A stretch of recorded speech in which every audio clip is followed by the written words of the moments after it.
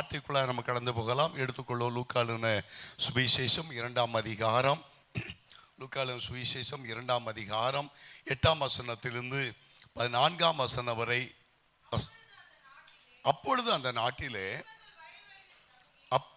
மேய்ப்பர்கள் வயல்வெளியில் தங்கி தங்கள் மந்தையை காத்து கொண்டிருந்தார்கள்.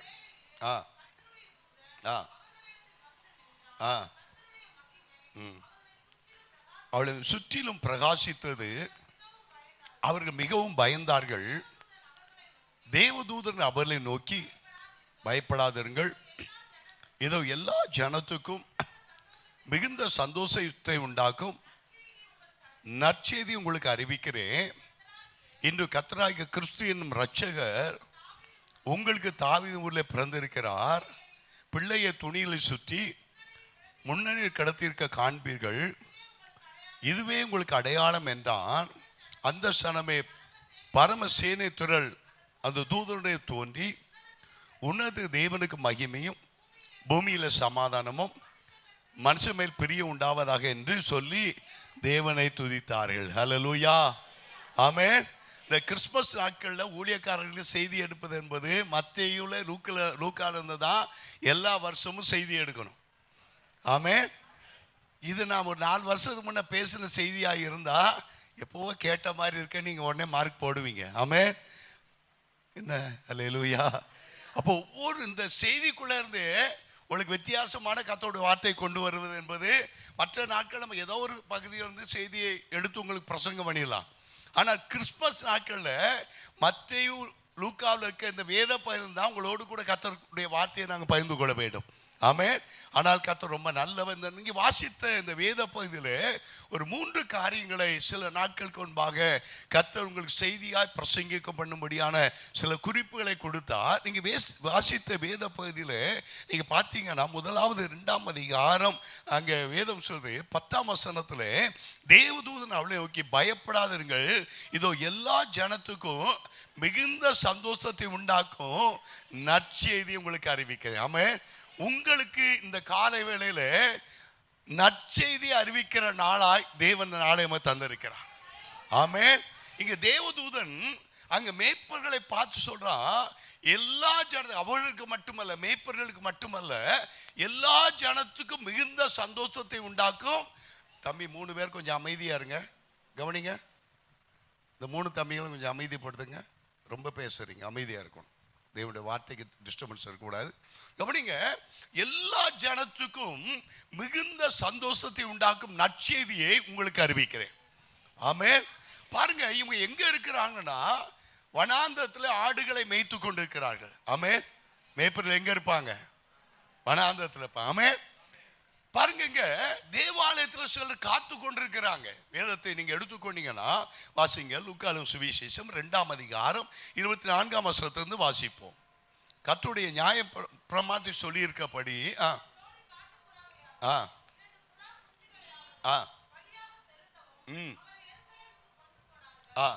அப்போ சிமியோன் என் பெயர் கொண்ட ஒரு மனுஷன் எருசலேமில் இருந்தான். அவன் நீதியும் தேவ பக்தி உள்ளவனும் இஸ்ரவேலின் ஆறுதலை வர காத்திருக்கிறமாய் இருந்தான். அவன் மேல் பரிசுத்த ஆவியானவர் இருந்தார். கர்த்தருடைய கிறிஸ்துவை நீ காணும் முன்னே மரணம் அடைய மாட்டாய் என்று பரிசுத்த ஆவியினாலே அவனுக்கு ஒரு செய்தி சொல்லப்படுது. என்ன சொல்லப்படுது? நாங்கள் கர்த்தராகிய கிறிஸ்துவை நீ காணும் முன்னே மரணம் அடைய மாட்டாய் செய்தி சொல்லப்பட அவன் எருசலேமின் ஆறுதலுக்காய் காத்திருக்கிறான். அவனுக்கு இந்த செய்தி சொல்லப்படல. அதே லூக்காலின சுவிசேஷம் 2ஆம் அதிகாரம் 36ஆம் 37ஆம் வசனத்தை வாசிப்போமே. அன்னாள் என்னும் ஒரு ஸ்திரீ ஒரு தீர்க்கதரிசி இருந்தால். அவள் கன்னி பிரயாத்தில் விவாகம் பண்ணின முதல் 7 வருஷம் புருஷனுடைய வாழ்ந்தவளும் அதிக வயது சென்றவளுமாய் இருந்தால். ஏறக்குறைய 84 வயதுடைய அந்த விதவை தேவாலயத்தை விட்டு நீங்காமலும் இரவும் பகல் உபவாசித்து ஜெபம் பண்ணி ஆராதனை செய்து கொண்டா. பாருங்க, இங்க சிமியோன் கர்த்தராய் இரட்சகரை காணும் முன்பா நீ மரணம் அடைய மாட்டாய் செய்தி சொல்லப்படுது. அவன் இயேசுவின் ஆறுதலுக்காக காத்து இருக்கிறான். அது மட்டுமல்ல, 84 வயது நிரம்பின ஒரு விதவை, 7 வருஷம் புருஷனோடு வாழ்ந்தவள், எப்பொழுது உபவாசம் பண்ணி ஜெபிக்கிறவள், தீர்க்கதரிசி என்றப்பட்ட வார்த்தை சொல்லப்படுகிற அந்த தீர்க்கதரிசிக்கும் நற்செய்தி சொல்லப்படல. மேய்ப்பர்களை குறித்து வேதம் சொல்லுது. ஆதியாகம புத்தகத்தில் எடுத்துக்கொண்டீங்கன்னா 46ஆம் அதிகாரம் 34ஆம் வசனத்தை வாசிங்களா. ஆதியாகமம் 46ஆம் அதிகாரம் 34ஆம் வசனத்தை வாசிப்போம்.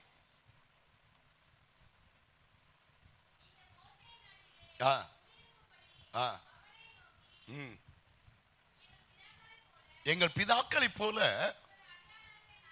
உமது அடியாராகிய நாங்களும் எங்கள் சிறுவயது முதல் இதுவரைக்கும் மேய்ப்பர்களாய் இருக்கிறோம் என்று சொல்லுங்கள்.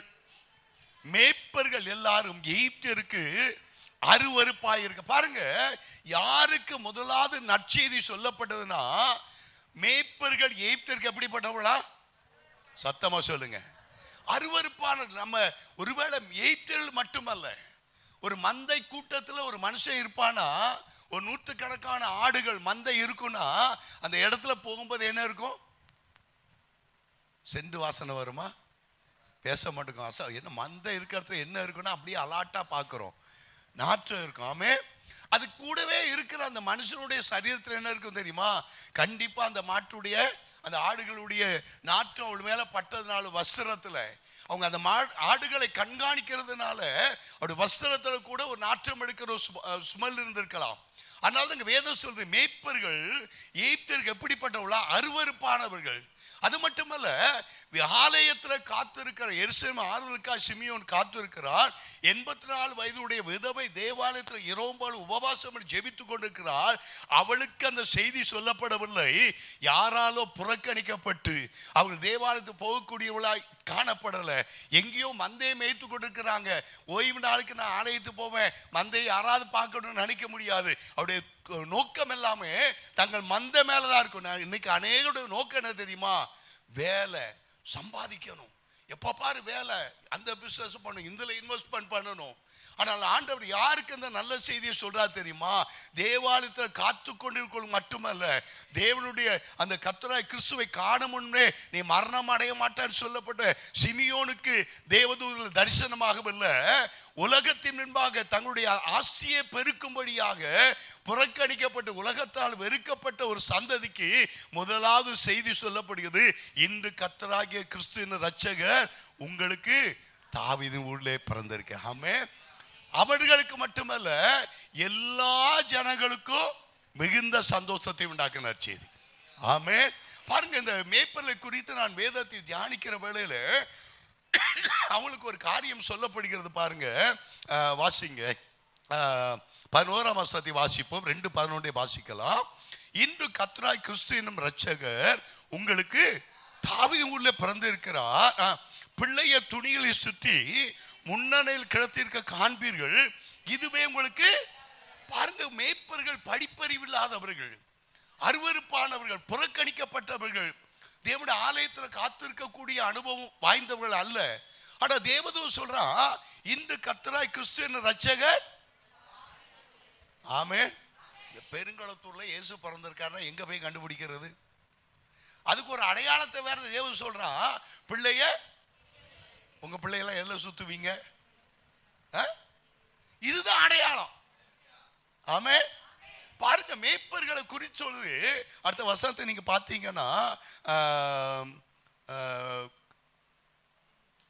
15ஆம் வசனத்தை வாசிப்போம்.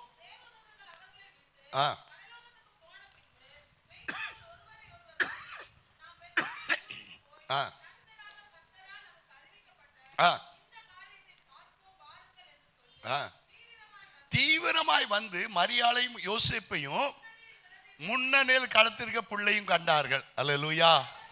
பாருங்க, தேவதூதன் சரியான கூட ஒரு லொகேஷன் கொடுக்கல. ஆனா அதே அப்போஸ்தலர் நிருபங்கள்லாம் நீங்க பார்த்தீங்கன்னா அது கூட தியானிக்கலாம். எடுத்துக்கொள்ளுங்க, வாசிப்போம். அப்போஸ்தலர் 9ஆம் அதிகாரம் 10-11 வாசிக்கலாம்.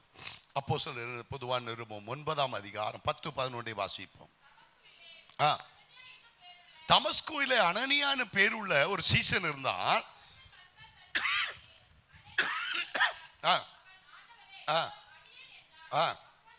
அப்பொழுது கர்த்தர் எழுந்து, நேரு தெரு எனப்பட்ட தெருவுக்கு போய் யூதாம் வீட்டிலே தர்சு பட்டத்தாகிய சவுல் என்று பெயர் கொண்ட ஒரு மனுஷனை தேடு. அவன் இப்பொழுது அனனியா என்கிறவனுக்கு சவுல் எனப்பட்ட பவுலை தேடும்படியாக தேவன் அட்ரஸ் சொல்லி அனுப்புகிறார். அல்ல கவனிங்க. ஆமென், அல்லேலூயா. இந்த மேய்ப்பர்களுக்கு ஒண்ணுமே இல்லை. தாவீது ஊருக்கு போ, பிள்ளைய துணியில சுத்தி இருப்பாங்க, அங்க போய்ப்பார். அன்னைக்கு ஒரு 10 பிள்ளை பிறந்திருந்தா இயேசுவானவர் இவர் தாங்க இருக்கு, என்னங்க அடையாளம்? ஆனால் இங்க புதிய ஏற்பாட்டில் நீங்க பார்த்து அப்போஸ்தலர் நிருபத்தில் அனனியாவுக்கு சரியான ஒரு சவுலை கண்டுபிடிக்கும்படியாக நேர்த்தெரு எனப்பட்ட தெருவுக்கு போய் யூதாமுடைய வீட்டில் தர்சு பட்டணத்தாகிய சவுல் எனப்பட்டவர் தேடு. அவன் இப்பொழுது தேவன் சரியான அட்ரஸ் கொடுத்து அனுப்புறார். ஆமென். இன்னொரு வசனத்தை கூட வாசிங்களேன். அப்போஸ்தலர் 10ஆம் அதிகாரம் 5ஆம் 6ஆம் வசனத்தை வாசிக்கலாம்.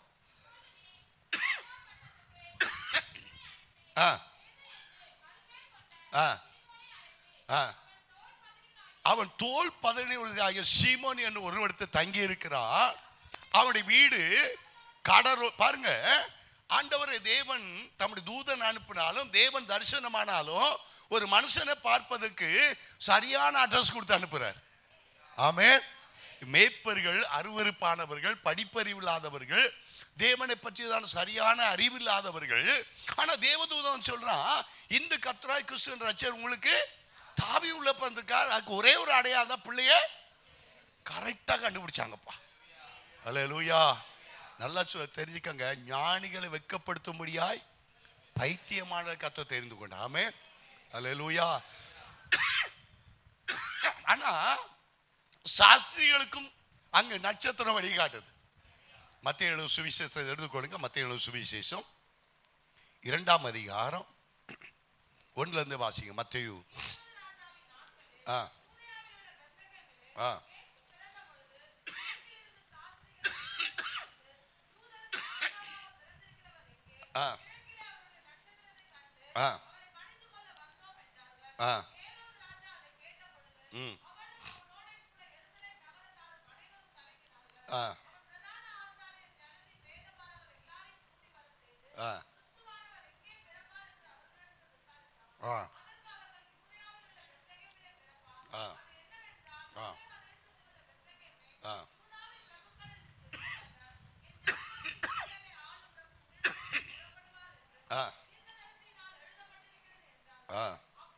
அப்படியே சாஸ்திரியை ரகசியமா அழைத்து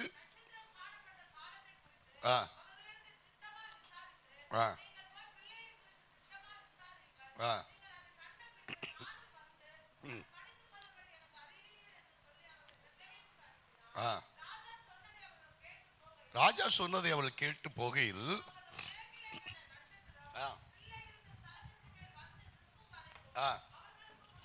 போதும். பாருங்க, இந்த சாஸ்திரிகள் எப்படிப்பட்டவர்கள்? அங்க வானத்தை ஆராய்கிறவர்கள். இந்த நட்சத்திரத்தை பார்க்க ஒரு வித்தியாசமா இருக்கிறது. கிழக்கிலே அந்த நட்சத்திரத்தை கண்டு யூதருக்கு அவங்களே கண்டுபிடிச்சிட்டாங்க. ஆமென். மேய்ப்பரில் செய்தி சொல்லப்படுது, கர்த்தராகிய கிறிஸ்து என்ற ரட்சகர் உங்களுக்கு தாவீது ஊர்ல பிறந்திருக்கிறார். ஆனா இவங்க இந்த நட்சத்திரத்தை பார்த்த உடனே யூதருக்கு ராஜாவா பிறந்திருக்கிறார். அப்போ அவங்க புறப்பட்டு வரும்போது இந்த நட்சத்திரம் அவங்களை என்ன பண்ணுது? வழி நடத்திட்டு வருது. ஆனா இவங்களுடைய மனசுல என்ன இருக்குன்னா, யூதருக்கு ராஜா எங்க பறப்பாரு? ராஜா அரண்மனை தான் பறப்பார். ஆமென். நல்லா தெரிந்து கொள்ளுங்க, படிப்பறிவில்லாத சரியான அட்ரஸ் கொடுக்கலங்க, சரியா போய் ஆண்டவர் தொழுதுகிட்டாங்க. ஆமென். திரும்ப சொல்ற, அநேகத்தை நம்ம ஞானிகளா இருக்கிறதுனால நம்ம என்ன பண்ணது தெரியுமா? தேவனை சரியா தேட மறந்துடுறோம். இன்னைக்கு அநேகத்தில் நம்ம படிப்பு என்ன பண்ணுது தெரியுமா? அல்லேலூயா. தேவனை சத்தியத்தின் படி தேட மறந்து விடுகிறோம். ஆமென். இவங்க ஞானிகள் தான். அந்த நட்சத்திரத்தை பார்த்த உடனே இங்க யூதருக்கு ராஜா பிறந்திருக்கான்னு கண்டுபிடிச்சிட்டாங்க.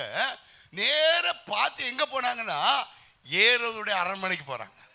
அங்க போய் ராஜாட்ட கேட்காங்க, யூதருக்கு ராஜாவாக பிறந்திருக்கங்க, அவரை பணிந்து கொள்ள. எருசலேம் நகரமே இதை கேள்விப்பட்டவனே கலங்கினதாம். ஆனால் முதலாவது சொல்லு எல்லா ஜனத்துக்கும் மிகுந்த சந்தோஷத்தை உண்டாக்கும் நற்செய்தி இது. ஆனா பாருங்க, எருசலேம் நகரம் கலங்குது, ஏரோது ராஜா கலங்குறா. சாஸ்திரியில பார்த்து கேட்க, நீங்க பிள்ளைய திட்டமா கண்டுபிடிச்சிடுவாங்க, அப்புறம் நான் போய் வணங்க போறேன். நல்லா தெரிந்து கொள்ளுங்க, அங்க வேதம் அழகா சொல்லியது. ராஜா சொன்ன 9ஆம் வசனம், அவர்கள் கேட்டு போகையில் இதோ அவர்கள் கிழக்கிலே கண்ட அந்த நட்சத்திரம் பிள்ளை இருக்கும் ஸ்தலத்தின் மேல் வந்து நிற்கும் வரைக்கும் அவளுக்கு. இந்த சாஸ்திரிகள் எதை பார்த்து போயிருக்கணும்?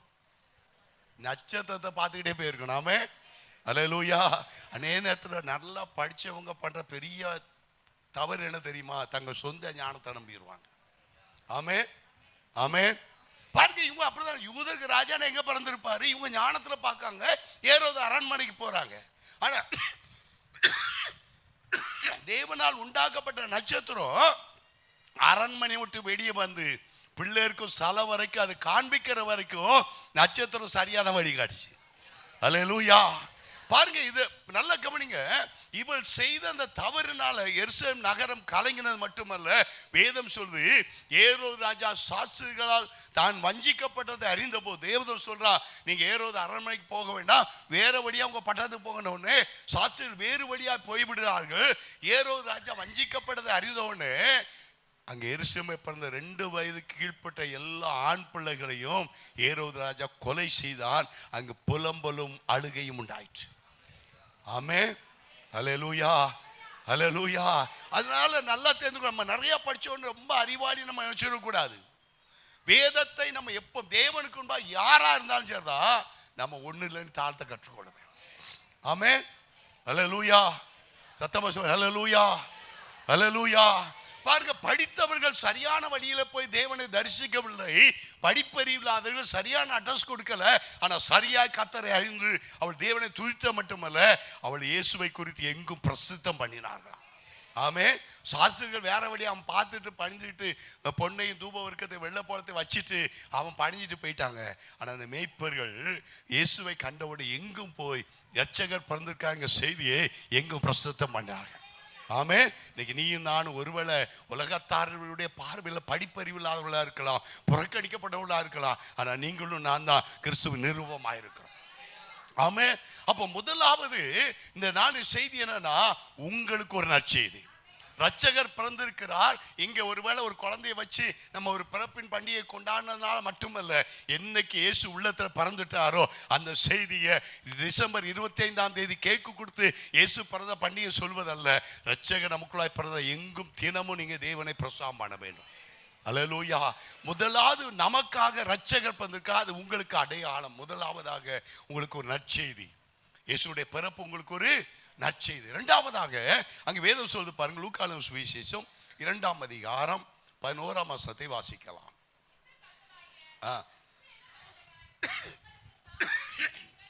கிறிஸ்து என்னும் ரட்சகர் உங்களுக்கு, முதலாவது உங்களுக்கு ஒரு நற்செய்தி, இரண்டாவது உங்களுக்கு ஒரு ரட்சகர் பிறந்திருக்கிறார். ஆமென். முதலாவது என்னது? யாராவது கேட்டா சர்ச்சைக்கு போனியா? ஆமா. ஆராதனை கலந்துக்கிட்டே? ஆமா. என்ன பிரசங்கம்? நல்ல பிரசங்கம். அப்படி சொல்லக்கூடாது. ஆமென். என்ன பிரசங்கம்? என்ன பிரசங்கம்? அது எங்க பாட்டு மாதிரிலாம் யாரும் பிரசங்கம் அப்படி சொல்லக்கூடாது.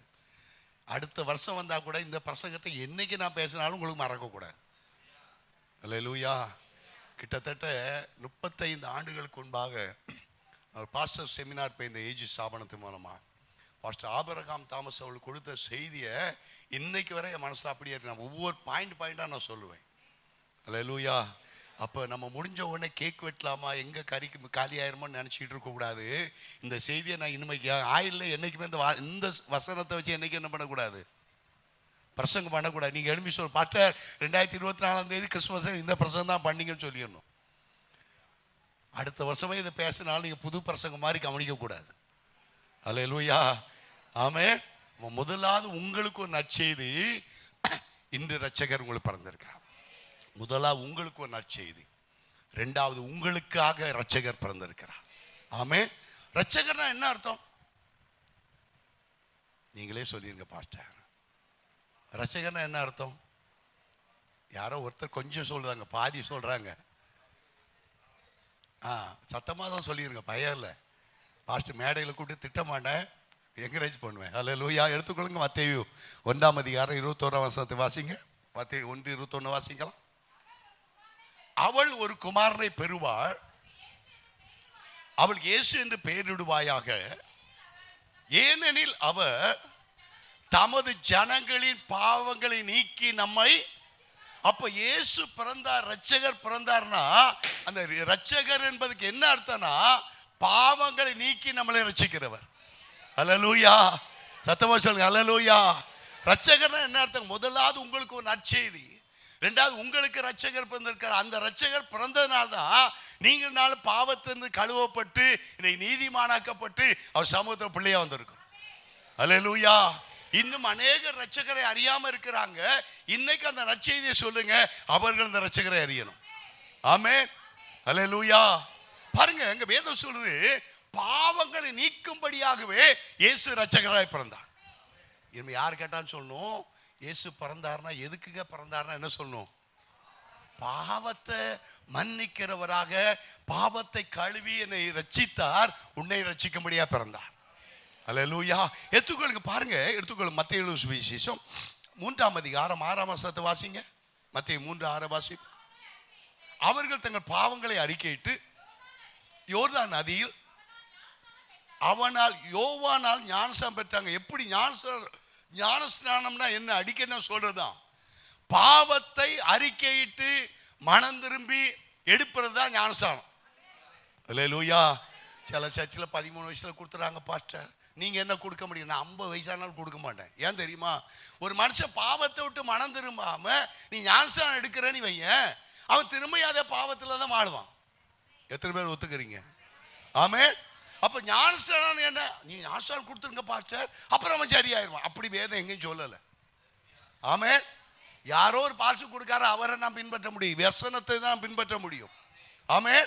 வசனம் ஒரு நாள் மாறாது. அங்க யோவான் சொல்றான், விரியன் பாம்பு குட்டிகளே வரும் கோபத்துக்குள்ளே தப்பிக்கொள்ள வழிகாட்டு. அவன் என்ன பண்றான்? ஒட்டக மயிர் தரித்து வெட்டுக்கிடியும் காட்டு தேர்ந்து அவனுடைய உணவா இருக்குது.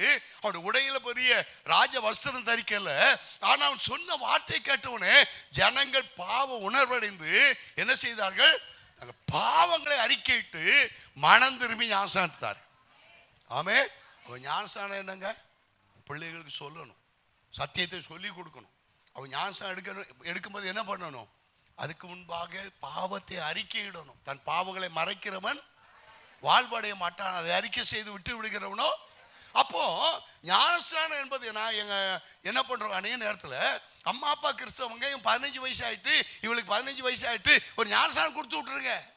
அப்படி வேதம் சொல்லலை. 15 வயசானால் ஞானஸ்நானம் கொடுக்கணும் எழுதப்படலை. ஐயா, என்னைக்கு ஒரு பிள்ளை தான் பாவி என்பதை உணர்வு. அதனால தான் அநேக பெற்றோர்கள் தன் பிள்ளைக்கு ஞானஸ்நானம் கொடுத்தாலும் அவன் பாவத்திலே வாழ்ந்து கொண்டிருக்கிறான். பெற்றோர்கள் நல்ல பெயரை வச்சிருப்பாங்க, தேடி தேடி வச்சிருப்பாங்க, கூகுளில் தேடி வச்சிருக்கலாம். ஆனால் வாழ்க்கை எப்படி இருக்குன்னா, ஞானஸ்நானம் எடுத்திருப்பான், திருவிருந்து எடுப்பான், ஆனால் வாழ்க்கையில் பாவ மன்னிப்பு இருக்காது, பாவத்தை விட்டு மனம் திரும்புதல் இருக்காது. அப்ப இயேசு எதுக்கு வந்தார்னா பாவத்தின் ஒன்று விடுவிக்க தான் வந்தார். அவன் எந்த ஒரு ஆணா இருக்கட்டும் பெண்ணா இருக்கட்டும், அநேக சபையில கிறிஸ்துமஸ் அன்னைக்கு அநேகர் ஞானஸ்நானம் எடுப்பாங்க. ஆமே. இதுக்கு நீ கிறிஸ்துமஸ் அன்னைக்கு தான் நீ எடுத்தா பரலோகத்து போவான்னு எழுதலை. என்னைக்கு நீ பாவின்னு உணரியோ அன்னைக்கு நீ ஞானஸ்நானம் எடுப்பானா, அது ஞாயிற்றுக்கிழமை இல்லை, ஈஸ்டர் அல்ல, கிறிஸ்துமஸ் அல்ல, புது வருஷம் இல்லை. என்னைக்குமே சபை உனக்கு மாவத்தை விட்டு மனம் திரும்புவானா அன்னைக்கு ஞானஸ்நானம் கொடுக்க சபை ஆயத்தமா இருக்கணும். அல்லேலூயா, அல்லேலூயா, அல்லேலூயா. அப்போ மனம் திரும்புதல் என்ன? இரட்சகர் எதுக்கு பிறந்தார்? உங்களுக்காக. எதுக்காக பிறந்தார்? பாவத்தை விட்டு மனம் திரும்ப பண்ணும்படியாக, பாவிகளை ரட்சிக்கத்தான் அவர் இரட்சகராக பிறந்திருக்கு. அப்போ நீ ஒருவேளை அதுக்காக பாஸ்டர் நான் ஏற்கனவே ஒரு ஞானஸ்நானம் எடுத்துட்டேன், நான் இன்னும் பாவத்தில் வாழ்றேன், இப்போ அறிக்கையிட்டு ஒரு ஞானஸ்நானம் எடுத்துறேன், இல்லை. ஒரே தரம் தான் மனம் திரும்ப. இல்லை, இன்னும் நீ பாவத்தில் வாழ்கிறா, தெய்வ சமூகத்து போ, முழங்கால் படியிடு, அழுது மனம் திரும்பு, கர்த்தர் உன்னை ரட்சித்து உன்னை உயர்த்த உண்மை உள்ளவர். ஆமே. இதுதாங்க இரட்சகர் பிறப்பினுடைய அடையாளம். கிறிஸ்துமஸ் என்பது என்ன? உனக்கு ஒரு நற்செய்தி. உன் பாவத்துக்காக, உன் பாவத்தை சுமந்து தீர்க்கிறவராக அவர் பிறந்ததால் உனக்கு ஒரு நற்செய்தி. வேதம் சொல்லு பாருங்க, எடுத்துக்கொள்ளுங்க. எப்படி பாவத்தை மன்னித்தாராம்? மத்தேயு சுவிசேஷம் 9:6 வாசிப்போம். பூமியிலே பாவங்களை மன்னிக்க மனுஷகுமாரனுக்கு அதிகாரம் உண்டு என்பதை நீங்கள் அறிய வேண்டும் என்று சொல்லி திமிர்வாதக்காரனை நோக்கி, நீ எழுந்து உன் படுக்கையை எடுத்துக்கொண்டு உன் வீட்டுக்கு போ என்றார். உடனே அவன் எழுந்து தன் வீட்டுக்கு போனா, ஜனங்கள் அதை கண்டு ஆச்சரியப்பட்டு, மனுஷருக்கு இப்படிப்பட்ட அதிகாரத்தை கொடுத்தவராகிய தேவனை மகிமைப்படுத்த. அப்போ பாவத்தை மன்னிக்கிறவரா இரட்சகரா இந்த பூமிக்கு இறங்கி வந்தா, இயேசு இந்த பூமியில வாழ்ந்த 30 வயதிலிருந்து 33 வரை அவர் ஊழியத்தை செய்தார். கிராமங்கள் தோறும் பட்டணங்கள் தோறும் நடந்து திரிந்து ராஜ்யத்து சுவிசேஷத்தை அறிவித்தார். அவர் சுவிசேஷத்தை அறிவிக்கிற நாட்களே அங்க ஒரு திமிர்வாதக்காரரை கொண்டு வர்றாங்க. அங்க ஆண்டவர் இயேசு எல்லாரையும் அங்க வேதப்பாரு பரிசுத்தர் இருக்கிற இடத்துல அவர் சொல்லுகிற வார்த்தை என்னன்னா, மனுஷகுமாரனுக்கு பாவங்களை மன்னிக்கிறதுக்கு அதிகாரம் உண்டு. ஆமென். பாவத்தை மன்னிக்கிறதுக்கு ஒரே ஒரு மனுஷனுக்கு தான் அதிகாரம் உண்டு, ஆண்டவர் இயேசு கிறிஸ்து. ஆமென். இவன் திமிர்வாதன், கைகால் விளங்காதவன். வேதத்துல பார்க்கிறோம், ஒரு திமிர்வாதக்காரனை இயேசு இந்த வீட்டில் மேல்கூரையை பிரித்து என்ன பண்ணாங்க, இயேசு முன்பாக அவனை இறக்கினார்கள். அன்பான தேவச்சனமே, இயேசு எல்லாரையும் பார்த்து சொல்றாரு, அவருக்கு பாவங்களை மன்னிக்க அதிகாரம் உண்டு என்று சொல்லி திமிர்வாதக்காரனை பார்த்து உன் படுக்கை எடுத்துக்கொண்டு நடன்னு சொல்ற. உடனே அவன் தன் படுக்கை எடுத்துக்கொண்டு தன் வீட்டுக்கு நடந்து போறான். அல்லேலூயா. அப்ப அவன் திமிர்வாதத்துல நடக்க முடியாம கைகால் விளங்காதவனாய் மாறுறது காரணம் என்ன சொல்லுங்க? பாவம். ஆமென். அவன் இயேசு எதுக்காக வந்தார்? பாவத்தை மன்னிக்க. நீ பாவத்தை அறிக்கையிடும் பொழுது, அதான் சொல்லு, நாம் பாவத்தை அறிக்கையிட்டா எல்லா பாவத்தையும் மன்னித்து நம்மளை கழுவி சுத்திகரிப்பு அவர் உண்மையும் நீதி உள்ளவமா இருக்கிறார். நம் பாவத்தை மறைப்போம், பாவம் இல்லை என்று சொல்லுவோம் என்று சொன்னால் நம்ம யாரா இருக்கிறோமா? பஞ்சிக்கிறவளா, பொய் சொல்றவளா இருக்கிறோம். அன்பான தேவச்சனம், அப்பா இரட்சகர் எதுக்காக பிறந்தார்? பாவத்தை மன்னிக்க பிறந்தார். திமிர்வாதக்காரனை பாவத்தை மன்னித்தோன்னு எழுந்து நடக்க ஆரம்பித்தான். இன்னொரு வேத பகுதியை கூட வாசிக்கலாம். வாசிப்போம். லூக்கா சுவிசேஷம் 7ஆம் அதிகாரம் 36ஆம் வசனத்திலிருந்து வாசிக்கலாம்.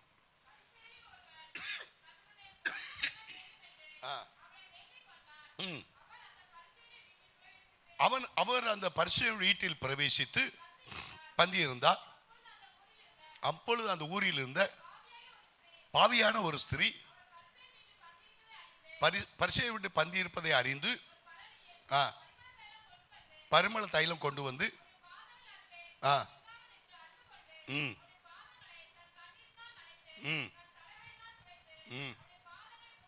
பாதங்களை முத்தம் செய்து பரிமள தைலம் பூசினால் அவரை அழைத்த பரிசேயன்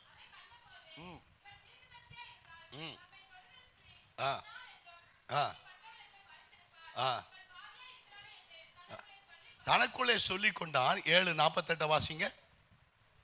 7ஆம் அதிகாரம்.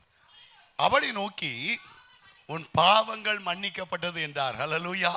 இங்க பரிசேயன் விருந்துக்கு அழைக்கிறார், சாப்பிட போயிருக்காரு. அங்க ஒரு பாவியான ஸ்திரீ இயேசுடைய பாதத்தை வந்து கண்ணீரால் பாதத்தை நனைத்து தலைமையினால் பாதங்களை துடைக்கிறார். அவர் பாதங்களை பரிமள தைலம் பூசுகிறார். பரிசேயன் இருதயத்தில் அணைக்கிறார், இவ எப்படிப்பட்டவள்? பாவியான ஸ்திரீ. ஆமென். உலகம் உன்னை பாவியா பார்க்கலாம், ஆனா இயேசு பாவத்தை மன்னிக்கிற இரட்சகரா இன்னைக்கு பிறந்திருக்கிறார். ஆமென். திரும்ப திரும்ப சொல்றேன், நீ பாவத்தை மனுஷனிடத்துல அல்ல, ஊழியக்கார இடத்துல இல்ல, நீ தேவ சமூகத்தில் போய் அறிக்கையிடுவாய் சொன்னா எப்பேற்பட்ட பாவியா இருந்தாலும் அந்த பாவத்தை மன்னித்து நீதிமான மாற்ற ஒரு உண்மை உள்ளவர். ஆமென். தாவீது பெரிய பாவம் செய்தான் தான், கொலை செய்தான் தான், கொலை செய்கிறான், பர்சேபாலை எடுத்துக்கொள்கிறார். இப்படிப்பட்ட பாவம் செய்தவனுக்கு நாத்தான் தீர்க்கதரிசி போய் அவன் பாவத்தை உணர்த்தின போது தாவீது அங்க அழுது அங்க பார்க்கிற உபவாசம் பண்ணி ஜெபித்த போது வேதம் சொல்லு, தாவீதை தேவன் தன்னுடைய இருதயத்தை ஏற்றவனாய் கண்டார். அந்த தாவீது வம்சத்துல தான் ஆண்டவர் இயேசு கிறிஸ்து பிறந்தார். ஆமென். சத்தமா சொல்லுங்க. ஆமென். இன்னைக்கு அநேகத்தை நம்ம ஒரு முத்திரை குத்தினா அவங்களை அப்படியே அதே பார்வையில தான் பார்ப்போம். ஆனா ஆண்டவர் இயேசு அப்படிப்பட்டவர் அல்ல. பாவிகளை ரட்சிக்க தான் வந்தா. அங்க திமிர்வாதக்காரருடைய பாவத்தை மன்னித்த போது அவன் சுகமடைகிறான். இந்த பாவியான ஸ்திரீ இயேசுடைய பாதத்தை தலைமையினால் கண்ணீரால் நனைத்து தலைமையினால் துடைத்து பாதத்துல பரிமள தைலம் பூசி அவர் பாதத்தை முத்தம் செய்த போது அவர் செய்த பணிவிடையினால் அல்ல, அவள் அழுது மனதிரும்பினா பாருங்க, அதை பார்த்த இயேசு உன் பாவம் மன்னிக்கப்பட்டதுன்னு சொன்னார். ஆமென். ஏதோ சொல்றது, என்னத்தை வருகிற ஒருவனையும் நீ ஆண்டவட்டாப்பா, ஏசப்பாட்டவா, பாஸ்டர்கிட்ட வராத, விசுவாசிகிட்ட வராத, இயேசுடைய பாதத்துக்கு போ. மனுஷன் பார்க்கிற பிரகாரம் அல்ல, தேவனுடைய பாதத்தினை அழுது ஜெபம் பண்ணிப்பார், அவரும் பாவத்தை மன்னிக்க நிச்சயமாய் உண்மையுள்ள. ஆமென். கடைசியாக லூக்கா சுவிசேஷம் 2ஆம் அதிகாரம் 12ஆம் வசனத்தை வாசிப்போம். பிள்ளையை துணிகளை சுற்றி முன்னணியில் கடத்தி இருக்க காண்பீர்கள், இதுவே உங்களுக்கு அடையாளம். ஆமென். அல்லேலூயா. 3வது உங்களுக்கு அடையாளம். அல்லேலூயா. முதல்ல உங்களுக்கு நற்செய்தி. 2வது இந்த பக்கம் சவுண்டே காணும், இந்த பக்கம் பென்னு பென்சில் எல்லாமே அப்படியே டைரக்டா மைண்ட்ல ஏற்றிடுவாங்க. அல்லேலூயா. முதலாவது உங்களுக்கு நற்செய்தி, அப்புறம் உங்களுக்காக பிறந்திருக்கிறார். ஆமென். 3வதாக உங்களுக்கு அடையாளம். ஆமென். மேய்ப்பன் சொல்றாரு, பிள்ளையை துணிகள் சுற்றில் முன்னணியில் கடத்தி காண்பீர்கள், இதுவே அடையாளம். மேய்ப்பர்கள் போறாங்க, அப்படியே பார்க்கறாங்க, பிள்ளையை பணிந்து கொள்கிறார்கள். அன்பான தேவச்சனமே, இன்னைக்கு அநேக நேரத்தில் நாமளும் அடையாளத்தை தேடிக்கொண்டிருக்கிறோம். ஆமென். நீங்களே சில நேரம் ஜெபம் பண்ணுங்க, ஆண்டவரே நான் ஜெபம் பண்ண இந்த காரியமா போறேன், எனக்கு ஒரு அடையாளத்தை கொடுத்தா கர்த்தருக்கு ஸ்தோத்திரம் சொல்லுவேன். எத்தனை பேர் இப்பெல்லாம் வேண்டி இருக்கீங்க? அல்லேலூயா. இங்கெல்லாம் காட்டிக்க மாட்டோம், அப்புறம் ரகசியம் அதெல்லாம். ஆமென். ஆண்டவரே இது மட்டும் நான் போகும்போது வெள்ளை புடவை கெட்ட பொம்பளை எதிர வந்துடக்கூடாது, அது அடையாளம் கிடையாது. பச்சை புடவையோட வந்தாங்கன்னு வைங்களேன், அது எனக்கு ராசி. இது அடையாளம் இல்லை. மேய்ப்பர்களுக்கு ஒரு அடையாளம். பிள்ளைய துணிகள் சுற்றி முன்னணியில் கடத்திக்க காண்பு, இதுவே உங்களுக்கு அடையாளம். இந்த கடைசி நாட்கள் நம்ம ஒரு அடையாளத்தை கேட்கிறோம். பிறப்பை மட்டுமல்ல, அவர் பிறந்தது உண்மை, அவர் 2000 ஆண்டுகளுக்கு முன்பாக பரலோகத்தை எடுத்துக்கொள்ளப்பட்டது உண்மை. அங்கு பார்த்து கொண்டு முன்பாக தேவதூதர் சொல்றாங்க, எப்படி பரலோகத்தை எடுத்துக்கொள்ளப்பட்டாரோ அப்படியே திரும்ப வருவார். ஆமென். இப்போ பிறப்பை கொண்டாடல,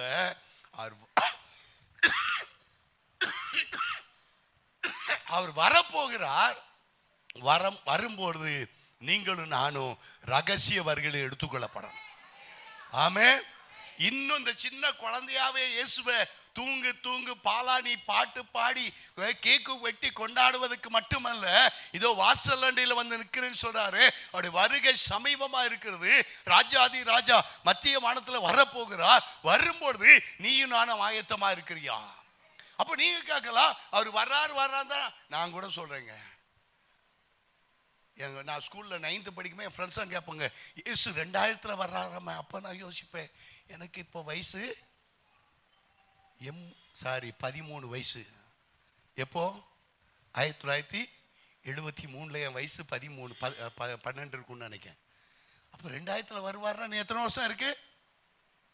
அடாடாடா, கணக்கில் வீக்காக இருக்கீங்க. ஆமாம், 72ல் என் ஸ்கூலில் படிக்க பையங்க, இந்து பையங்க, முஸ்லீம் பையன் கேட்பாங்க, இயேசு 2000 வர்றாராம. அப்போ நமக்கு ஒன்றும் தெரியாதுல்ல, சர்ச்சைக்கு மட்டும் தானே போவோம். ஆமாம், கேக் வெட்டுறதும் பட்டாசு வெடிக்கிறதும் ட்ரெஸ் போடுறதானு தெரியும். அப்படி சொல்லும்போது நானும் பேனி பார்த்துக்கிட்டு இருப்பேன். அப்போ விரல விட்டு என்ன 73ன்னா இன்னும் எத்தனை வருஷம் இருக்குது? 23 வருஷம் இருக்கா?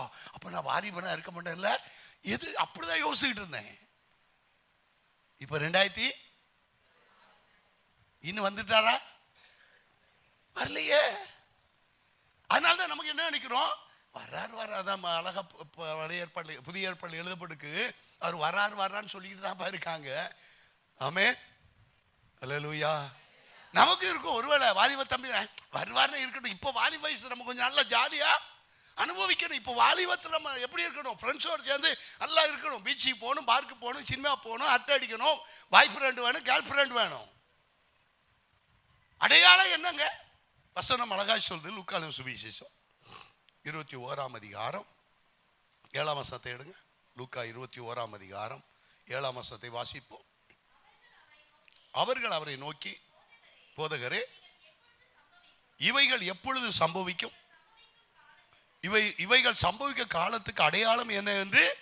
ஆமா, இயேசு எடுத்துக்கொள்ளப்படும்போது சொல்றார், நான் போறேன், போயிட்டு திரும்ப வருவேன். அப்போ சீசர்கள் கேட்காங்க, இதுக்கு அடையாளம் என்ன? வாசிங்க 7ஆம் வசனத்தை திரும்ப. அவர்கள் இயேசுவை நோக்கி, போதகரே, இவைகள் எப்பொழுது சம்பவிக்கும்? இவங்க சம்பவிக்க காலத்துக்கு அடையாளம் என்னன்னு கேள. 11 வசனத்தை வாசிங்க. 7:11 21:11 பல இடங்களில் மகா பூமி அதிர்ச்சிகளும் பஞ்சங்களும்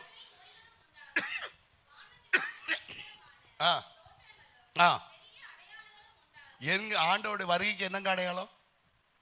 இயேசு பிறப்புக்கு என்ன அடையாளம்? பிள்ளைய துணியில் சுற்றி அவர் மேய்ப்பல் போனாங்க, கண்டுபிடிச்சிட்டாங்க. ஆமென், அல்லேலூயா. இப்போ இயேசு வரைக்கும் உண்டான அடையாளத்தை வசனத்து மூலம் சொல்லிட்டேன். இதெல்லாம் நடக்குதா நடக்கலையா?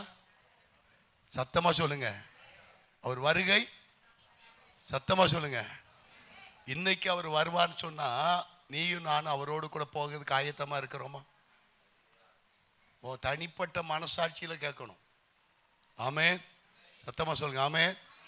இன்னைக்கு ஐயோ நான் ரெடி ஆகலையே, அதனால தான் சொல்லுது, புத்தி உள்ளவர்கள் 5 பேர், புத்தி இல்லாதவர்கள் 10 பேர் மணவாளனை வரவேற்க போனாங்க. 5 பேர் புத்தி உள்ளவர்கள் தீவட்டிகளோடு விளக்கு நெருப்போடு கூட எண்ணெயை கொண்டு போனாங்க. ஆனா 5 பேர் புத்தி இல்லாதவர்கள் எல்லாம் கொண்டு போனாலும் எண்ணெய் இல்லை. மணவாளன் வரும்போது விளக்கு அணைய தொடங்குது. அந்த விளக்குக்கு எண்ணெயை வாங்கி கொண்டு வர முன்ன மணவாளன் வந்து விட்டார், கதவும் அடைக்கப்படுது. இவங்க போய் எங்களுக்கு தொடர்ந்து சொன்ன போது அவர் என்ன சொன்னார் தெரியுமா? நான் உங்களை அதனால தான் சொல்றேன், நான் சர்ச்சைக்கு போறேன்ல, கொஞ்சம் போய்கிட்டு தானே இருக்கேன், அதனால அவர் வந்தவொடனே நீ எங்க அப்பா அம்மா ஜெபத்தில் கூட்டு போயிடுவ நினைச்சா நீ பரிதவிக்கப்பட்டவனா பரிதவிக்கப்பட்டவளா மாறிடுவ. ஆமே, இன்னும் கொஞ்சம் உலகத்தை அனுபவிச்சுட்டு அப்பா ஆண்டவர் வரட்டும் நான் ரெடி ஆகிக்கிறேன்னு சொன்னா அவர் இன்னைக்கு வருவாரா? நீ ரெடியா இருக்கிறியா? என்ன அடையாளமாங்க? 11ஆம் வசனம் அழகாய் சொல்லுகிறது, பல இடங்களில் மகா. இப்ப கேள்விப்படுறோமா இல்லையா? ஆமே, எல்லா இடத்தையும் சொல்லுவாங்க. கிறிஸ்துமஸ் வந்தாலே என்ன நடக்கும்? வாய்க்குள்ளே பேசக்கூடாது. சுனாமி வரும், முதலமைச்சர் சாவார்கள், மழை வரும். நேற்று கூட ரேசா மழை பெய்தோன்னு அடாடா இந்த வருஷமும் இவ்வளோ கஷ்டப்பட்டு மழை வந்து. ஏன்னா நீங்கள் உடனே என்ன சொல், பாஸ்டர் மழை பெய்துச்சா? தூங்கிட்டேன் பாஸ்டர், அடுத்த கிறிஸ்துமஸ் வந்துடுறேன். அதுக்கு இடையில வரமாட்டோம். கவனிங்க, நாங்கள் முத இந்த ஊரில் சபை தொடங்கின போது 2000 கொஞ்சம் குடும்பம் தான், கொஞ்சம் குடும்பம் தான். ஒரு அங்கே நம்ம சிஸ்டர் வீட்டு பக்கம் தான், லிடியா சிஸ்டர் வீட்டு பக்கத்தில் தான் ஒரு வீட்டில் சபை நடத்தணும். எல்லா விசுவாசியும் கேட்டேன், கிறிஸ்துமஸ் ஆராதனை எத்தனை மணிக்கு வைக்கணும்? 5 மணிக்கு வச்சிருங்க, நாங்களாம் வந்துடுவோம். 5 மணிக்கு நாங்கள் வந்துடுவோம். எல்லாரும் கை வைத்துட்டாங்க. எங்களுக்கு ரொம்ப சந்தோஷம். அப்போ மைக்கும் கிடையாது, எல்லாம் மைக் போட்டோம், சாமியானா போட்டோம், லைட்டு போட்டோம், எல்லாம் வாங்கி வச்சிட்டோம். அன்னைக்கு பார்த்து லேசாக குளிர்ந்த காற்று, சாரல் மலை. விடிய காலம் 7:30 மணி வரை நானும் பாஸ்டர் அப்படியே உட்காந்துருக்கோம். ஒருத்தரையும் காணும். 7:30 மணிக்கு மேலே பாஸ்டமா ஒரு வீடா போய் கதவை தட்டி, கிறிஸ்துமஸ் ஆராதனைக்கு 5 மணிக்கு வரேன், நீங்களே சீக்கிரம் எழும்புங்க. அப்படியா வாரம். திரும்ப அடுத்த ரவுண்டு பாஸ்டமா போயிட்டு வந்தாங்க. ஒவ்வொரு வீடா தட்டி தட்டி எழுப்பி 7:30 மணிக்கு ஆராதனை ஆரம்பிச்சு. அதுக்கு வேற ஸ்பெஷல் ஸ்பீக்கர், அவரும் 5 மணிக்கு வந்து என் கூட உட்காந்து. நீங்க ரொம்ப ரொம்ப ரொம்ப நல்லவங்க. ஆமே, திரும்பி நான் சொல்றேன், அடையாளம் என்னன்னா மகா பூமி எதிர்ச்சிகளும் என்ன இருக்கு, என்ன இருக்கு? பஞ்சம். சோமாலியாவில் என்ன பண்றாங்க? விச கிழங்க சாப்பிட்றான். சோமாலியாவை போட்டு பாருங்க, அவன் எலும்பு தோலுமா இருப்பான். பிறந்த பெரியவங்க பிறந்த குழந்தை வர எலும்பு தோலுமா இருக்கு. பஞ்சங்களும் பூமி வாசிங்கப்பா, பல இடங்களில் பூமி அதிர்ச்சிகளும் பஞ்சங்களும். அப்புறம் என்ன இருக்கு? 2 வருஷத்துக்கு முன்ன என்ன இருந்தது? ஆமா, கொரோனா வந்து கிறிஸ்துமஸ் கொண்டாட முடியல. ஆமே, வந்துச்சா வரலையா? தடுப்பூசி போட்டீங்களா? போட்டிருப்போம். உடனே ஓடி ஆளாக நம்ம தான் கவுண்டரில் இருப்போம். ஆமே, யாரும் எல்லாரையும் தள்ளி விட்டு, எப்பா கொரோனாவில் செத்துற போகிறேன், நான் இன்னும் கொஞ்ச நாள் உயிரோடு இருக்கணும், வாழணும், வாழ்க்கையை அனுபவிக்கணும். உடனே போடு, 1க்கு 2 போடு, வலப்பக்கம் இடப்பக்கம். ஆனால் 2 அதிகாரம் படினா படிக்க மாட்டோம். அல்லேலூயா. கொள்ளை நோய்களும் வாசிங்க. என்னது? வானத்திலிருந்து பயங்கரமான. இப்ப என்ன வானத்தில் நடக்குது? இப்போ பாருங்க, வானிலை ஆராய்ச்சியாளர் என்ன சொல்றான்? மேக வெடிப்பு, ஒரேடியா மழை கொட்டிச்சு. கேள்விப்பட்டீங்களா இல்லையா? ஒரே மாவட்டத்தில் ஒரே நாளில் 45 சென்டிமீட்டர் மழை. இங்கே இல்லை, வேர்ல்டு லெவலில் அந்த மாதிரி மழை பெய்யுது. நீங்கள் இங்கே இந்தியாவில் மட்டுமல்ல, தமிழ்நாட்டு மட்டுமல்ல, வேர்ல்டு நடக்கிற நியூஸை நீங்கள் எடுத்து பாருங்கள். எல்லா நாடுகள்லையும் வெள்ளம். அமெரிக்கா இருக்கலாம், ஸ்பெயினாக இருக்கலாம், கனடாவாக இருக்கலாம், எல்லா தேசங்களிலும் அவங்க சொல்கிறது என்னென்னா, திடீர் மழை, மேகம் வெடிச்சுது, நம்ம கேள்விப்பட்டிருக்கோமா? பட்டாசு தான் வெடிக்க பார்த்துருக்கோம். ஆமே சொல்லுங்க. சென்னையில் தான் பட்டாசு வெடிக்கிறோம். நாங்களாம் கிறிஸ்மஸ் வந்தீங்கன்னா பட்டாசு போய் பார்த்துட்டு வருவோம். தீபாவளிக்கு எவ்வளோ பட்டாசு வெடிக்கிறோமோ இப்போ தென் மாவட்டங்களில் போய் பார்த்தீங்கன்னா திருநெல்வேலி, தூத்துக்குடி, நாகர்கோவில், கன்னியாகுமரி மாவட்டம் தீபாவளியை காட்டிலும் அதிகமான பட்டாசு வெடிப்போம். ஆமே அல்லேலூயா. பாருங்க, அப்போ வானத்திலிருந்து என்ன இருக்குது? அடையாளம் இருக்குது. என்ன அடையாளம்? மேகம் வெடிக்குது, மழை வருது, வெள்ளமா போகுது. நீங்களும் தானே ஓடி ஒளிஞ்சிங்க, மறந்து போச்சோ? எல்லாரும் இங்கே வந்து எத்தனை பேர் படுத்திருந்தீங்க? உங்கள் வீட்டுக்குள்ளே 5 அடி தண்ணி வந்துச்சு, மறந்துட்டீங்கன்னு நினைக்கிறேன். ஆமாம், அடுத்த மழை அப்படி வரக்கூடாதுன்னு ஜெபம் பண்ணுறோம். அல்லேலூயா. இதெல்லாம் எதுக்கு அடையாளம்? பிறப்புக்கு அடையாளம் இல்லை, வரப்போறாருங்கிறதுக்கு அடையாளம். அவர் வருவார்னா இன்னைக்கு நீ ரெடியாக இருக்கியா? உன் குடும்பத்தை ஆயத்தப்படுத்தி இருக்கிறியா? அல்லேலூயா. கிறிஸ்து பிறப்பை கொண்டாடுகிற நாம அவர் வருகை சமயம் வாசலாண்டை வந்து விட்டா உன் குடும்பம் எத்தனை பேர் எந்த அளவுக்கு ஆயத்தமாக இருக்கிறீங்க? வருஷத்துக்கு கடைசியில் வந்துவிட்டோம். ஒரு வாரம், அடுத்த 8வது நாள் நியூ இயர் சர்வீஸ். ஒரு நாள் இதுக்குள்ளே நம்ம நியூ இயர் சர்வீஸை முடிச்சு வீட்டுக்கு போயிருப்போம். 2025ஆம் ஆண்டுக்குள்ளே போயிருப்போம். மீதம் இருக்க 7 நாளில் ஆண்டவரே புது வருஷத்துலையாவது என்னை புது சிருஷ்டியாக மாற்றும், புது மனுஷனாக மாற்றும். ஆமே, நீங்கள் என் உள்ளத்தில் பிறக்கணும். ஆமே. எழுந்திருப்போமா? எழுந்திருப்போமா? கண்களை மூடி, கண்களை மூடி. அவர் வரும் நாளிலே என்னை கரம் அசைத்து அன்பாய் கூப்பிட்டு சேர்த்து கொள்வார். அவர் வரும் நாளிலே என்னை கரம் அசைத்து அன்பாய் கூப்பிட்டு சேர்த்து கொள்வார். அவர் சமூகமதில் அங்கே அவருடனே அடிப்பாடியே மகிழ்ந்திடுவே.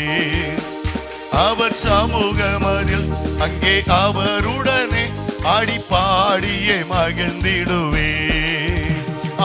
ஆனந்தமே பரமானந்தமே, இது மாபெரும் பாக்கியமே. ஆனந்தமே பரமானந்தமே, இது மாபெரும் பாக்கியமே. இந்த பாதளத்தின் சொந்தக்காரர் அவர் எந்த உள்ளத்தில் சொந்தமானார். இந்த பாதளத்தின் சொந்தக்காரர் அவர் எந்த உள்ளத்தில் சொந்தமானார். அல்லேலூயா, அல்லேலூயா. அந்த சனத்தை திரும்ப போடுமா? அவர் வரும் நாளிலே எல்லாம் சொல்லுங்க. வாப்பா, வா தம்பி, பேரை சொல்லி கூடணும். வா, உன் பேரை சொல்லி கூப்பிடணும். அவருக்கு எப்படி தெரியும்? உனக்கு உங்க அப்பா, எனக்கு கூட விசுவாசி பேர் தெரியாது. ஆமே. எத்தனை பேர் விசுவாசி பேர் ஏதாவது ஒரு அடையாளம் வச்சிருப்போம். இன்னைக்கு வர ரோஜாஸ்டர் பேர் எனக்கு தெரியாது. முதல்ல பிளஸ்ஸி அம்மா தான் என் செல்லுல இருக்கு. ஆமே. இப்பதான் ரோஜாஸ்டர் சொல்லி பழகிட்டேன். இங்க இருக்கு அநேக பேர் எனக்கு, ஆனா யாருக்கு தெரியும்? சொல்லுங்க. அவர் உன்னை என்ன சொல்லணும்? கராசச்சு கூப்பிடு. வாப்பா, வா, என் கூட வா. ஆமே. கூப்பிடுவாரா, கூப்பிட மாட்டாரா? அதுக்கு ஆயத்தமா இருக்கோமா? அதை உணர்ந்து பாடுங்க. என்னை கரம் அசைத்து அன்பாய் கூப்பிட்டு சேர்த்துக் கொள்வார். அவர் சமூகத்துல ஆடி பாடி ஆராதிப்பேன். ஆமே. இங்க நீ ஆராதிக்காம கையை கட்டிட்டு கண்ணை உருட்டி இருக்கலாம். அங்க நீ போன, அங்க ஆராதிச்சாதான் அங்கே போக முடியும். ஆமே. அங்க எப்பவுமே ஆராதனை உண்டு. பாடி ஆராய்ச்சி ஜெபத்தை முடிக்கலாமா? அவர் வரும் நாளிலே என்னை கரம் அசைத்து அன்பாய் கூப்பிட்டு சேர்த்து கொள்வார். சொல்லுங்க. அவர் வரும் நாளிலே அன்பாய் கூப்பிட்டு சேர்த்து கொள்வார். அவர் சமூகமதில் அங்கே அவருடனே ஆடிப்பாடியே மகிழ்ந்திடுவே. அவர் சமூகமதில் அங்கே அவருடனே ஆடிப்பாடியே மகிழ்ந்திடுவே. ஆனந்தமே பரமானந்தமே, இது மாபெரும் பாக்கியமே. ஆனந்தமே பரமானந்தமே, இது மாபெரும் பாக்கியமே. இந்த பாதளத்தின் சொந்தக்காரர் அவர் எந்த உள்ளத்தில் சொந்தமானார். இந்த பாதளத்தின் சொந்தக்காரர் அவர் எந்த உள்ளத்தில் சொந்தமானார். சின்னஞ்சிறு வயதில் என்னை குறித்து விட்டார். தூரம் போயினும் கண்டு கொண்டார். தூரம் போயிட்டியா, உன்னை கண்டு கொண்டார். சின்ன வயசுல உன்னை குறித்து விட்டா சகோதரன். தூரம் போயிருக்கியா, அன்னைக்கு ஆண்டவன்டவா. ஜீவனை எனக்கும் அழித்து ஜீவன் பெற்றுக்கொள் என்று உரைத்தார். தமது ஜீவனை எனக்கும் அழித்து ஜீவன் பெற்றுக்கொள் என்று உரைத்தார். ஆனந்தமே பரமானந்தமே, இது மாபெரும் பாக்கியமே. ஆனந்தமே பரமானந்தமே, இந்த பாதாளத்தின் சொந்தக்காரர் அவர், எந்த உள்ளத்தில் சொந்தமானார். இந்த பாதாளத்தின் சொந்தக்காரர் அவர், எந்த உள்ளத்தில் சொந்தமானார். கவனிங்க, பின்னால ஒரு போட்டோகிராஃபி வச்சிருக்காங்க. சின்ன பிள்ளைகள அதில் போட்டோ எடுத்துட்டு போகலாம். ஆனால் கூட்டத்தில் நெரிக்காதங்க, கொஞ்சம் வெயிட் பண்ணி எல்லாம் அரேஞ்ச்மெண்ட் முடிஞ்ச பிறகு ஃபோட்டோ பெற்றோர்கள் இருக்க விரும்புனா பின்னால் இருக்க அந்த பொம்மையில் நீங்கள் உங்கள் முகத்தை வச்சு ஃபோட்டோ எடுக்கலாம். கத்தந்த ஆராதனை ஆசீர்வதித்த பண்ணால எல்லாம் கரமையாத்தி, ஆண்டவரே நீங்கள் எங்களோடு பேசுனீங்கப்பா. ஆண்டவரே நீங்கள் இந்த நாளில் லூக்கால சுவிசேஷத்தை எங்களோடு பேசுனீங்க. ஆண்டவரே அப்பா, அம்மை துதிக்கிற உங்களுக்கு ஒரு நற்செய்தி அப்பா. உங்களுக்காக இரட்சகர் பிறந்திருக்கிறார், உங்களுக்கு அடையாளம் என்று சொல்லி ஆண்டவரே இன்னைக்கு எங்களோடு பேசுறீங்க. எங்களுக்கு ஒரு அடையாளத்தை கொடுத்துருக்கீங்க ஆண்டவரே. ஒரு கண்ணியை கற்பவதியாய் ஒரு குமாரனை பெறுவான் எழுதப்படுகிறதப்பா. ஒரு இயேசு என்று பெயர் எழுவா. இயேசு என்பதுக்கு பாவங்களை நீக்கி ரட்சிக்கிறவன் என்று அர்த்தமாம் என்று சொல்லப்படுகிறது. என் பாவத்தை மன்னித்தவர். இன்னைக்கு ஒரு அடையாளத்தை கொடுத்துருக்கீங்கப்பா. யுத்தங்களையும் பூமி அதிர்ச்சிகளையும் வானத்தில் பெரிய அடையாளங்கள் தோன்று சொல்லியிருக்கீங்க ஆண்டவரே. அப்போ இதெல்லாம் வருகைக்கு சமீபம் என்பதை எங்கள் உணர்ந்து கொண்டிருக்கிறோம். நான் பயபக்தியோடு ஆண்டவர் வருகையில் மோடு நாங்கள் காணப்படணும். அங்குமே ஆராதிக்கணும் அப்பா. குடும்பமாக காணப்படும். ஒருவர் கைவிடப்பட்டு விடக்கூடாதப்பா. ஒருவர் கைவிடப்பட்டு விடக்கூடாதப்பா. அந்த ஒவ்வொரு பிள்ளைகளை ஆசீர்வதிங்க. நாங்கள் அந்த கிளைமேட்டால் அநேகர் பலவீனப்பட்டவர்கள் உண்டப்பா. இந்த பலவீனத்தை நீக்கும்படியா ஜெபிக்கிறோம். புது வருட ஆராதனை ஆசீர்வதிங்க. அந்த வருஷத்தோட கடைசி மனமகிழ்ச்சி நாள் ஆராதனை கத்தர் ஆசீர்வதிப்பாங்க. பிள்ளைகள் வீட்டுக்கு போகிற பாதைகளோட பாதுகாப்பு இருக்கும்படியா ஜெபிக்கிறோம். எல்லா துதி கன மகிமை உண்டாகட்டும். இயேசுவின் நாமத்தில் ஜெபிக்கிறோம் பிதாவே, ஆமென். என் ஆத்துமாவே கத்தரை ஸ்தோத்தரி, என் முழு உள்ளமே கத்தர் நாமத்தை ஸ்தோத்தரி. என் ஆத்துமாவே கத்தரை ஸ்தோத்தரி, கத்தர் செய்த சகல உபகாரங்களையும் மறவாதே, ஆமென். நம்முடைய கத்தர் இயேசு கிறிஸ்துவின் கிருபையும் பிதாவாகிய தேவனுடைய அன்பும் பரிசுத்த ஆவியானவருடைய அந்யோன்ய ஐக்கியமும் சுகமும் சமாதானம் வழிகாட்டலும் இன்றும் என்று சதா காலங்களிலும் நம்மோடு நிலைத்திருப்பதாக, ஆமென் ஆமென். அல்லேலூயா. சாட்சியலுங்க.